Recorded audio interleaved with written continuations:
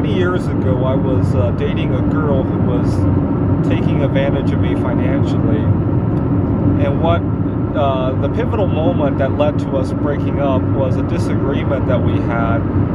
She was upset that I wasn't helping her. She was struggling with feeding. She had a child from a previous relationship. And she was saying, but my son needs food. And I looked at what she was feeding her son, and I was like, I don't see any food in there. I see a bunch of processed chemicals. And it was just so incongruent to my belief system that it stuck out. And that's what made it easy for me to break up with her, which I needed to do anyway, not just because of the food situation. It's a big pet peeve of mine when people call non-food items food. I mean, if you want to eat non-food items for pleasure, I understand. Don't call it food.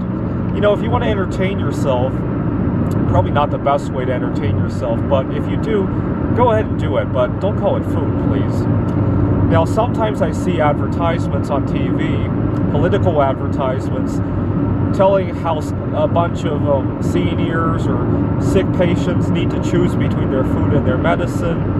And I'm looking at them and I'm like, gee, if you stopped eating all this crap, maybe you wouldn't need your medicine. I mean, obviously, it's not going to happen overnight, but it wouldn't hurt to go in that direction, right? Really a big pet peeve of mine to see people call non-food items food. Sometimes some people claim they live in a food desert where healthy foods are not as available. I like to point out that sometimes it's a matter of priorities, right?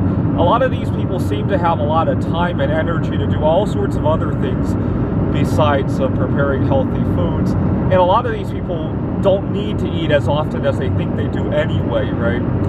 The other thing is that a lot of times these food deserts exist practically because the people in there don't put priority to healthy foods, right? Who wants to open a grocery store near where my ex-girlfriend lives, right? You'd be stupid to do that, right? You'd be stupider than my ex-girlfriend if you did that. Anyways, right now as I speak, I'm heading back to Seattle. We're hoping to work in person again. I'm a little bit nervous because this is our first day orientation after getting back to the office. There's new employees, we have a new manager. I'm a little bit nervous that food is going to come into discussion, right? They're going to bring food to the office or whatnot, because it forces me to bring up sensitive issues that I would hope not to bring up my first day at work, right? Obviously, if these are close colleagues, we might have to talk about it at some point, but not first day of work.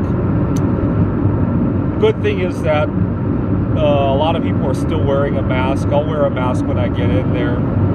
And maybe that can divert some of the discussions about food, or pseudo-foods, I should say, right? Anyways, be careful what you label as food, right? I'm not saying you should never eat non-food items, but think of it as what it is, right? A form of entertainment, and maybe not the best form, right?